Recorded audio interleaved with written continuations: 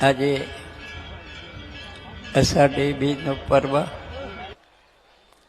અને અષાઢી કે આપણું જીવન છે.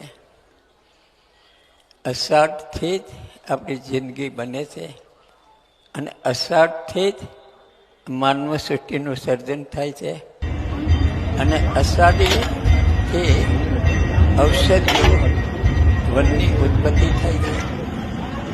અષાઢીથી જે ઔષધિઓ એટલે અન્ન પાકે છે. અન્નથી આપણે બધા જીવન પ્રસાદ અષાઢી. તો જે પરમ તત્વ પરમાત્મા, જે સત અમર, સતનો કોઈ અંત નથી, અનંતાય, એનો શેડો સતનો નથી. અમર એટલે અનંતાય, અવકાશ એટલે